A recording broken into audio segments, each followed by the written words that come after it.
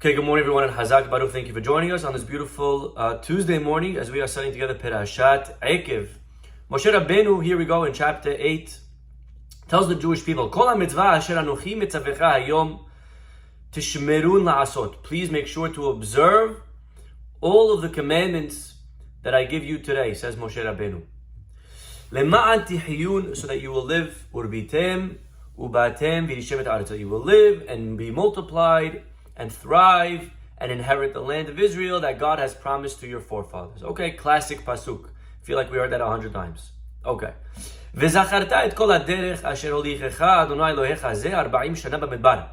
Remember the long way that Hashem took you through this wilderness for 40 years. Le'ma'an anotecha lenasotecha. He did this to test you with hardships. Lada'at et asher b'vavecha hatishmor mizvotav imlo. Moshe Rabbeinu over here is telling us a very big secret when it comes to the mitzvah of Bitahon. And that is that a lot of times in life, Hashem sends us a challenge. A nui is a hardship. A lot of times we go through hardships in life. We wonder, why is God giving me these hardships? And the answer is in this pasuk. Lema'an anotecha lenasotecha. It's a test. Lada'at et asher b'vavecha. To know what is in your heart. Hatishmor mitzvotav imlo. Will you observe His commandments or not? A lot of times we are of the mentality that when things are going well, I'll start going to shul. When I start making money, I'll start learning. In the beginning, Rabbi, business is tough and I'm struggling and I'm not feeling so well. I'm going through some things. Now's not the time for me to start learning, for me to start praying, for me to start giving, for me to start doing. It's not the time. Right now it's difficult. And Moshe Rabbeinu is telling us that that's exactly the point. The point is Hashem is testing us when it's difficult to see, will we still be following Hatishmor mitzvotav imlo. Doesn't help when I get better. That wasn't the point. The point was Hashem wanted to see, are you still in love with me here? And that is really what it means to have Bitahon. Bitahon is not to believe in God when everything is nice and dandy. Bitahon, emunah, faith, is not when I'm making money. Of course you have faith when you're making money. That's not faith. You're just successful. Faith is when you're challenged. When we're going under our hardships, when we're struggling. The Brisker Rav once came to his father. He said, Dad, I don't understand. Emunah? Believe in God? Who doesn't believe in God? How could people be even not believing in God at all? What's the question? Of course you believe in God. I mean, it's the most obvious thing. You just have to think about it. When everything runs with perfect symmetry, the world's going and everything is so harmonious and so perfect that the sun rises and then the moon at night, and you have nature and you have trees and water and they grow. I mean, everything is so perfect that it's an accident. If you take a bottle of paint and you throw it on the wall and it spells the word house. Imagine you throw it on the wall and it spells House. Is that not a miracle? Obviously, you try a million times, you won't get the word house. The Rambam, that's what he used to tell the philosophers when they would argue and debate him if there is a creator. He would show them a map. They would say, wow, beautiful map of the world. Who gave that? Who's the artist? The Rambam said, artist? No artist. My paint fell off my desk, and as it fell, it splashed all over this blank canvas, and it created this beautiful work of art. Today, a lot of artists, you have $1 million pieces that literally, that's what they did. They took paint and they just threw it. Right? That's okay? It goes for a lot of money. I don't know why. But impossible to take paint and throw it and make a map of the world. The Rambam said, if a little painting is impossible to create with just a little flick of the wrist, with some paint falling by itself, if a map of the world is impossible, then the actual world you want to tell me happened by accident? You want to tell me all of this happened without a creator? Every song has a musician. Every drawing has an artist. So if a drawing has an artist, the world, who's the artist of the world? Who created the world? HaKadosh Baruch Hu created the world. And therefore, believing in God is something obvious. This is the question that the Brisker Rav asked his father. Who needs emunah? Doesn't emunah believe in God? You know there's a God. It's the most obvious thing. It's pashut. And you know what the father responded? His father said 100%. Emunah is not when everything's going, running smoothly. Emunah is when it gets difficult. That's what emunah is. Emunah is not when you're making money. Emunah is not when you see a baby born, beautiful, healthy child. Emunah is when it's not healthy. Emunah is when you're not making. Emunah is when all of a sudden I did the right thing and I'm learning and I'm praying and I'm losing money. That's emunah. That's faith. Faith is when it doesn't make sense. When instead of spelling House, it spells, it's an M-O-U, right? Mouse, I don't know, whatever. Right? That's emunah. When there's a mouse, when there's hardships, when there's catastrophe, when it's difficult. And God is sending it our way. The Pasuk says, Lema'an anotecha lenasotecha. We have to realize that challenges, hardships, is a test. Reb Chaim Friedlander, I want to read to you what he writes. He writes over here that he writes 4 beautiful ideas when it comes to hardships. Kol matzav, number 1. Kol matzav she'adam nimtza bo. Any situation that we find ourselves in. Any matzav. Any difficult event or occurrence that's happening in our lives. Nitan lo mishamayim lenatzelo la'avodat haboreh. Is specifically not an accident. Hashem gave it to you on purpose. A person needs to know that anything that I'm going through that's difficult, it is not a mistake. It was designed lenatzelo, and we can capitalize on that moment. Gam matzav shel mahala, even if God forbid there's sickness or heartache or hardships or weakness, nitan la'adam kedei she'yavod et haboreh mitoch metzarim umigvalot ele. Ravina Melech writes, Min hametzar karatiya. We sing it, Min hametzar karatiya anani. Right? What does that mean? Min hametzar, when I'm in metzar, is when I'm in a time of my life that's difficult. Metzar is to be confined. When I'm confined, when I'm tight, when I'm struggling financially, or with my health, or with shidduchim, when I'm metzar karatiya, I still have to be able to call out to God in those moments. That's not a time to stop learning. That's not a time to throw in the towel. The exact opposite. To realize that this is Hashem asking me to step up even here. Even here, I gotta step up and call out to HaKadosh Baruch Hu. I don't know if you're familiar with the famous story that we read in the Navi. And it's also, by the way, a story that we read anytime Rosh Chodesh falls out on a Sunday. Mahar Chodesh, the famous Haftarah. Let me tell you about the story between David and his best friend, Jonathan, Yonatan. David and Yonatan, although they were best friends, Yonatan's father, Shaul, wanted to kill David. And they both knew it. And so one day there was a party, and Shaul made sure to invite David, and he was going to have him executed at the party. David and Yonatan were aware of this. They had a hunch. So they made a plan to see if really if Shaul's feelings, if they were really there of hatred towards David or not. So what was the plan? The plan was that it was a 2-day party. The first day, David was going to be MIA. David wasn't going to come. Now the king invites you to a party, you show up. You know what I mean? But David didn't go. And at the party, Shaul is looking for David. He's looking for David. And he says, where is he? Where's your friend? And Yonatan, he says, he couldn't make it. He had this obligation, a family get-together. And Yonatan and David made the following plan before the party. They said, listen, at the party I'm going to see my father. If he has still hurt and ill feelings towards you, then I'm going to go out for just a regular, today you go out for a smoke, you go out for just a walk. Back then they used to go out for a shoot. They would shoot arrows. That was what they did after a meal, I guess. So Yonatan says to David, I'm going to go out after the meal, and if my father still has hatred in his heart for you, I'm going to shoot the arrows very, very far. And if not, I'm going to shoot the arrows very, very close. That was the plan.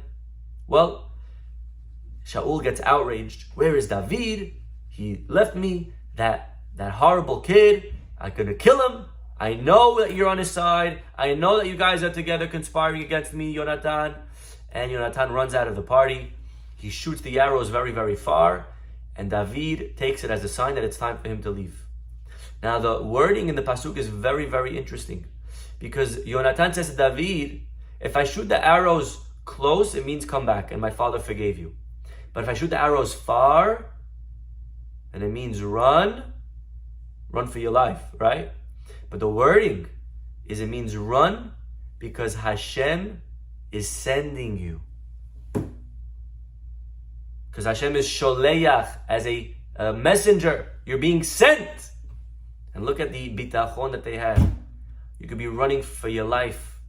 You could have the king chasing you. But never in life should we feel like we're running away. We're never running. We're always being sent somewhere. Not as I'm not being punished, but there's an opportunity here. Matter of fact, this is what Yosef tells his brothers when the brothers sold him. And then many years later, he becomes the viceroy. And they say, we're sorry, Yosef, for selling you. Please forgive us. What does Yosef say? Selling me? I wasn't being sold. I was being sent.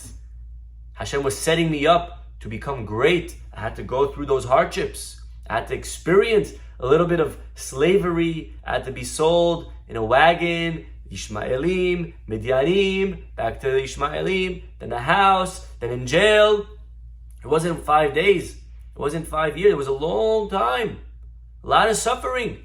But Yosef realizes that it's not a punishment. Don't think that you sold me. Hashem was sholeach.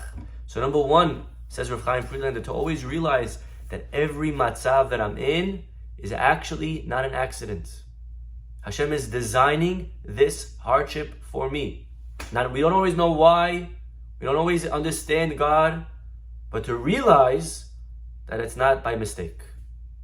If Hashem gave me this, it's because there's something here that Hashem wants me to realize, to use, to capitalize on. There's something here that I could take and grow. There's a key for life that I can gain in this experience. There's a key for life. I'm not sure if you're familiar with the game Pokemon. Right? When I was a kid, I was a big Pokemon fan. You have to go through the field and you have to catch Pokemon. Right? That's the game. You got to catch Pokemon. Sometimes you go to a specific place because you're looking for a Pokemon, but sometimes you're not looking and the Pokemon bumps into you. And then you got to fight it. Sometimes in life, we're not looking for hardship. They bump into us. But we got to fight that hardship and know and realize that this is something that is an opportunity. If I win, I could have a very strong Pokemon that's going to now be mine that I could use to my advantage throughout my struggles in life. Number two, schar hizuk katan, a small win, a W, a passing of a test, or prayer, or emunah, or growing, small introspection in a time of challenge, nihshav bashamayim, in the eyes of heaven, is greater than when you pray when you're not struggling. In English, we say no pain, no gain, or lefum tzara agra, the harder it is, the more the reward. It's true even with life. If I pray to Hashem on a regular day, when everything's great, my reward's number one level. But if I pray to Hashem on a day that it's hard and I have a meeting and there's things that came up or it's raining, going to shul on those days, learning when I don't have the head? Gemara says, you know what a person should do when they have a headache? Learn. Learn. When you have a headache, learn. What do you mean, learn? I can't learn, I have a headache. That's exactly the point. Learn anyways, for many reasons. I saw one time a beautiful reason. You ready? If I learn without a headache, my reward is, let's say, $100, just making up a number. But if I learn with a headache, my reward is now not $100, not $200. My reward is $10,000. When I'm able to learn or to grow or to do chesed in a time of challenge, in a time of hardships, when I'm struggling, the reward is infinitely greater. It's not just you're getting double reward. You're getting a lot more reward than when I do it when it's easy. So a person realizes this and realizes that I have an opportunity here. As hard as it is, it means it's much greater. You know what it's like? A lot of people, they go to work, they make a salary. If you work from 9 to 5, you make $100 a day, $200, doesn't matter, whatever you make. $50 an hour. $50 an hour, that's your salary. But if you come on a holiday, you come on Thanksgiving, you come on July 4th, I'm paying you $200 an hour. So we have to realize that this is the hardships of life. We're getting paid a lot more. And the harder it is, the greater is the reward. So we have to realize that when something comes our way that's difficult, there's an opportunity here of tremendous benefit, where usually I would need to learn for 10 hours a day. Now, when I'm learning for maybe 5 minutes when it's hard, is greater than the 10 hours that I could learn when it's easy. That's number 2. Number 3, in lanu ti'ur ve'shi'ur, not only in regards to the reward in heaven, but you have no idea ad kama gadol haschar, how much is the reward when a person fights and does something great in a moment of challenge, how much you're growing in this world. We grow not when it's easy. You know, the person goes to work out, they run, right? They're running the first 20 minutes. That's not when you lose the weight. That's not when you build the muscle. The muscle is the last 5 minutes. That's where you build the most. When it gets hard. A person that when it starts getting hard is, all right, I'm done for today. What are you talking about? You build all of this to get here. This is where you're going to get bang for your buck. This is where you're going to maximize. It's specifically when it's hard, when I can't lift anymore. That's where you rip the muscle. That's where you're going to build the muscle. So number 3, to realize that a small prayer, a small act of kindness, being patient when I'm not in the mood to be patient. You know, to be patient when everything's fine is easy. But it's when there's chaos, Friday afternoon, you're running late to synagogue, you have to go in the shower, the kids didn't even shower, right? When there's all the excitement going on in the house. Take a deep breath. To be calm on Friday afternoon, that's an amazing accomplishment. Not to be calm when it's easy. And number 4, he says, Be'ikar, most importantly, at the end of the day, bottom line, Tzarich leitchazek be'emunah u'bitahon. Person must, at times of challenge, of hardship, strengthen in their faith, realizing En adam nokef etzba'o milmata. No one can hurt me down here. Ela im ken machrizin alav milmala. Unless it was already decreed from up there. Nobody can hurt me. If anything is going on, to realize it's from God. If someone's not paying me, if someone is cheating me, if someone's hurting me, obviously we do what we can. We do our hishtadlut to try to get out of it, to try to get what's rightfully ours. But to realize in those moments that this is something from above, and to strengthen our faith, realizing kol de avid rahamana letav avid, everything that Hashem does ultimately can be for our best. Ela, rather, and enachnu enu mevinim achshav. But we don't understand now. How could it be for the best? It will be revealed one day. When Mashiach comes, it'll be revealed to us. How was it for the best? And we're going to say a bracha. We're going to say, amazing, Hashem, thank you so much for that. But to realize that this challenge is an opportunity for me to show God that I really love Him. Moshe Rabbeinu reminds the Jewish people, Lema'an anotecha lenasotecha. It's a test. And then he continues and he says, Vayanecha vayarivecha. God subjected you to hardships of hunger. We were in the desert, we were very hungry. Vaya'achilecha et haman. And what did He give us? He gave us the man. Asher lo yadata velo yade'un avotecha. Now it's very interesting because the pasuk sounds like the man wasn't so enjoyable. The pasuk says you were suffering, you were struggling, and He gave you the man. Now we know the man was a very enjoyable food. The man tasted like anything you want.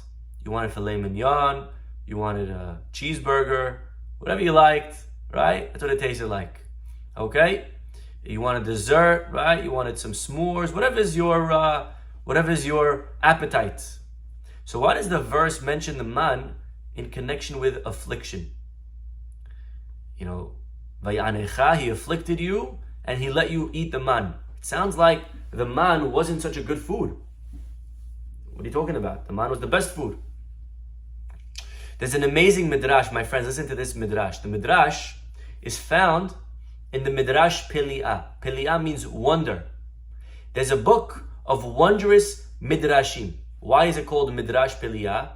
Because every midrash that you read is wondrous. It makes no sense. Okay, there's a whole book. As an example, the midrash, I'll give you one example. The midrash says that you only put tefillin on Shabbat. So the midrash says. Now we know it's impossible. That's the only time you don't put tefillin is Shabbat.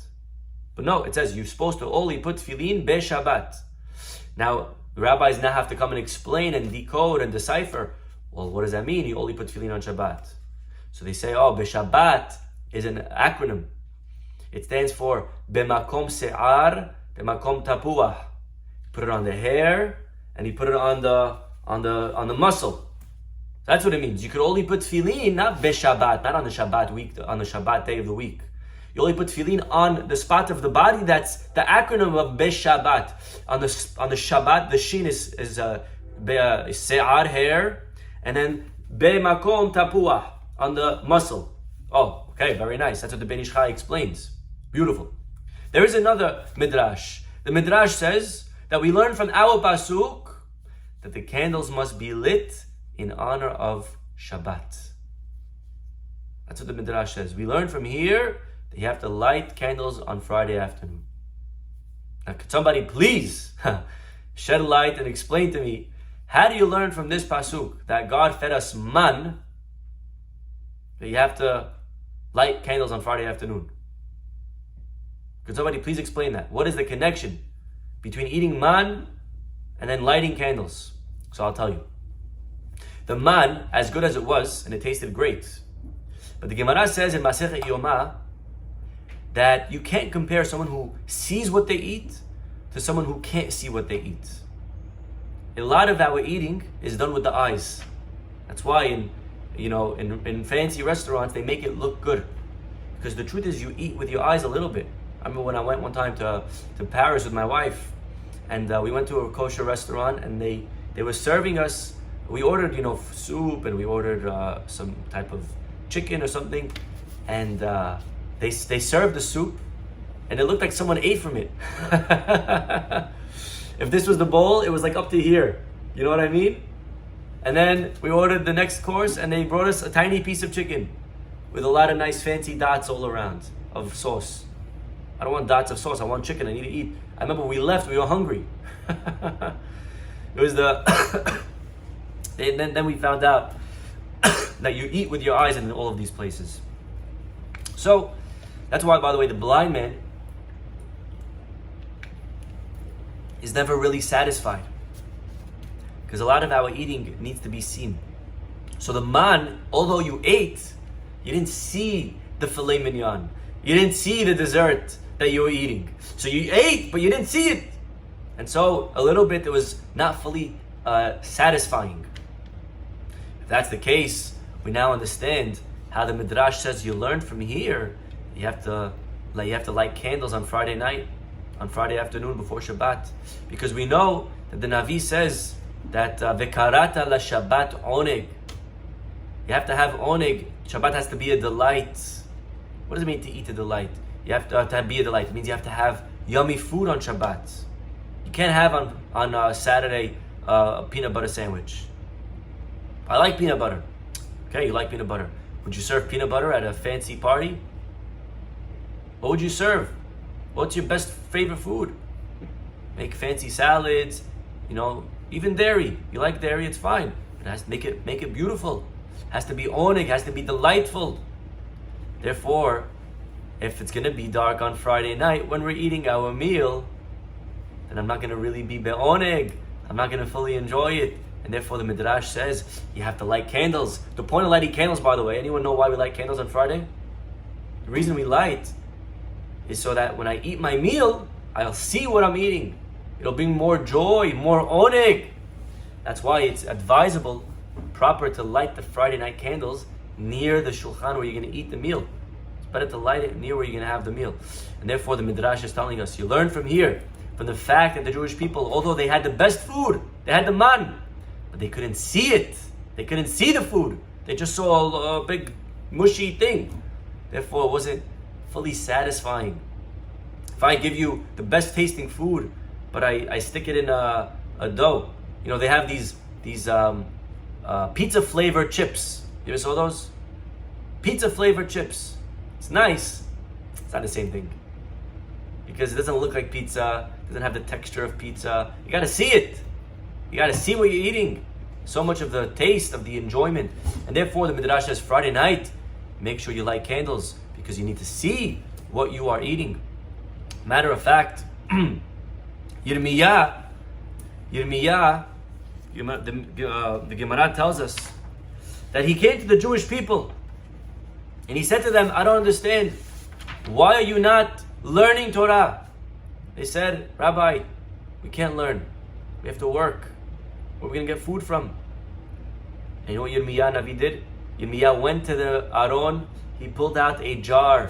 And in that jar was a sample of the man.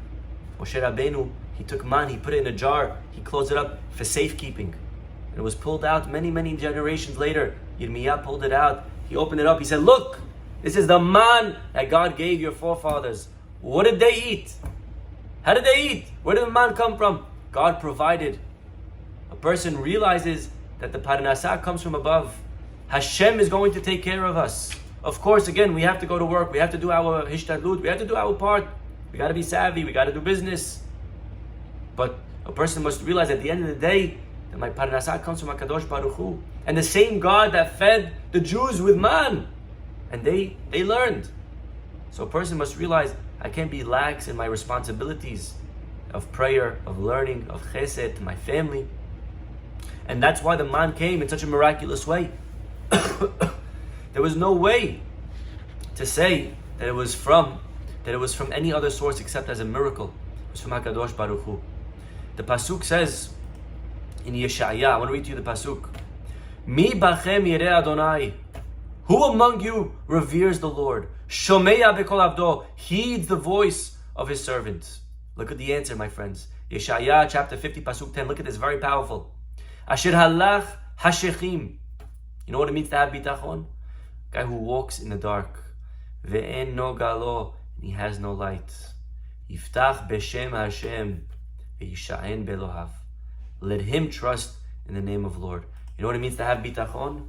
It's when ve'en no galo, when you have no light, when it's difficult, when there is no light at the end of the tunnel, when I'm not seeing success, whether it's in my business, in my day-to-day dealings with my spouse, when I'm having a hard time, shalom bayit, when I'm having a hard time in shidduchim. That's not a time to decrease in bitachon. That's not a time to start doubting God. That's when I have to capitalize. That's when I have to maximize. That's when I have to say, you know what? This is when I have to actually start pulling my bitachon card. When I'm successful, when it's going well. That's easy. It's not bitachon. Bitachon is specifically now, when it starts getting difficult, when it starts getting challenging, when I don't see any success, that's when we start pulling out our bitahon. So Rabotai, we have to realize how much of our success really comes from HaKadosh Baruch Hu. Whether it's in good times of success or in bad times, we have to always remember to play with the Bitahon card. We have mitzvot like Shabbat. What is Shabbat? Shabbat, 1 day a week, I stop working. Unheard of. Who stops working on Shabbat? Now again, today, a lot of businesses, don't work on the weekends. But this wasn't always the case. Historically, people worked every day. Just 50 years ago, you don't have to go so far. Everyone was working on the Sabbath.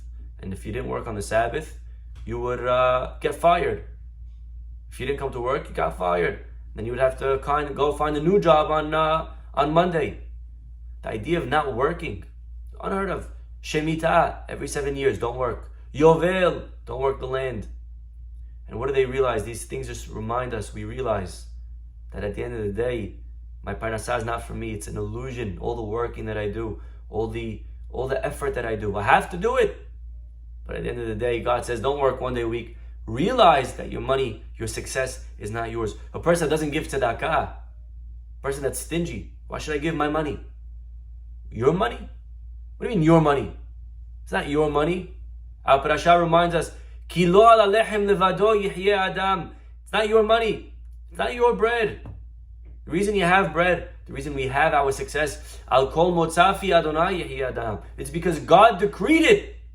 God gave us that paycheck, and the same God that gave me my parnassah is asking, just give me 10% back. I gave you $1 million. I just want 10%. I just want 100,000. Person has to flip the script. Not, why should I give 10% of my tzedakah, of my money? Person says, God is giving me 100. He's only asking for 10 back. God's willing to give me 90. Not I need to give away 10. Hashem's letting me keep 90. That's the hashkafa. That's the mentality that we have. And finally, the last pasuk for today, Moshe Rabbeinu says to the Jewish people,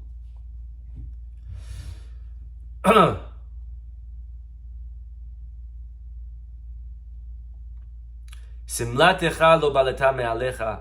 Moshe Rabbeinu says to the Jewish people, remember, your robe didn't wear out. Your clothing in the desert, our clothing, where do we get clothing from? The clothing stayed with us, they grew with us. V'yadata im levavecha, and you should know, says Moshe, Ki ka'asher yeyaser ish et beno, Adonai Elohecha meyasereka. The same way a man disciplines his child, so too Hashem disciplines us. What does that mean? The same way a man disciplines his child, Hashem disciplines us. We have to realize that when we get disciplined, when we again experience hardships or struggles in our lives, it's the same thing. They give a beautiful mashal. They give a beautiful parable. Parable is, there was once a man walking with his son in the forest, and it was very important that the son should stay close to his father. The father says, don't leave my side. Well, as they keep traveling, the kid gets curious. He looks around. He sees, berries, and he sees fruits. So he starts letting go slowly, and he starts veering off, and eventually he loses his father. And finally he turns around, realizing that he lost his dad, and he starts getting nervous. He tries going one way, he can't find his dad, he goes the other way. The father realizes that his son, they start yelling, Ma, Dad, son. They can't find each other. They're too far, they're too distant. And slowly the sun starts to set, and it starts getting dark. And like the pasuk says, Tashet hoshech vihi laila, bo termos kol hayto ya'ar. As it starts getting darker, all of the beasts come out into the woods, and the kid starts hearing howling. He starts hearing bears and wolves, and he starts getting afraid, knowing that without his father there to protect him, he's going to be supper very, very soon. And all of a sudden, as the kid is trying to, maneuver in the forest at dark, he feels this huge slap on his face. And the kid, before he could even cry from the slap, the kid knows the slap didn't come from a bear. He knows the slap came from his father. And the kid starts smiling and he starts yelling, Daddy! Yes! Why is the kid happy? He just got slapped. He's happy because he realizes that my father found me. And as hurtful as the slap is, I'd much rather a slap knowing I'm with my father than not to have a slap knowing that I'm alone. Says Moshe Rabbeinu, person needs to know that when they get a slap, it's like the slap of a father. When we get hardships, when we experience something that's challenging in our lives, we have to realize that that's actually a sign to smile. That means that Hashem found us. If we don't get a slap, it means that we're alone. Sometimes Hashem leaves a person, distances. You don't want to be with me, then I won't be with you. Hashgacha pratit is not always the same. Some people God is closer to. Some people God says, okay, you don't want me, it's fine. And He leaves us up to natural things. He leaves it. He says, you don't want it, it's fine. That's the scariest feeling. The best feeling is when I know that my Father is there, even though it's a slap and it hurts. But it means my Father found me. It means HaKadosh Baruch Hu did not forget about me. The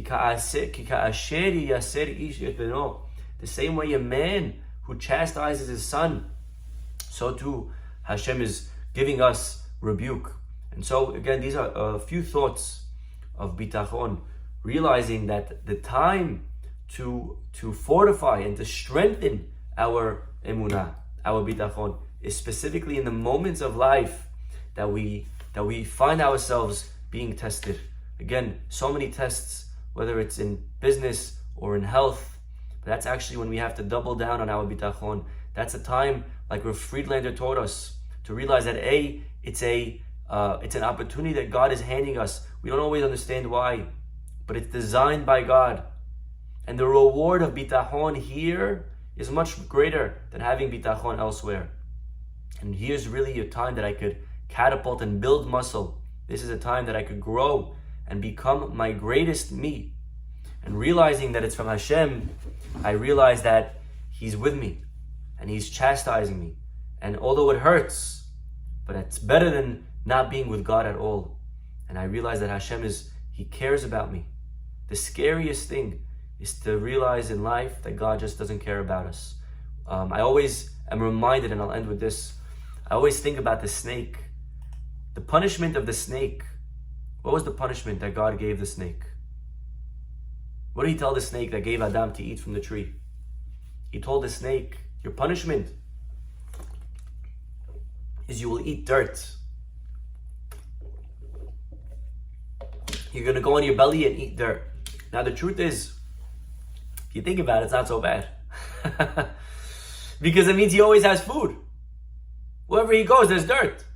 A snake will never go hungry. Isn't it the biggest bracha? Isn't it the greatest reward possible? It's not a punishment. You basically guaranteed him, the food stamps. Wherever you go, you're going to have food. But the answer is, that's the biggest kelala.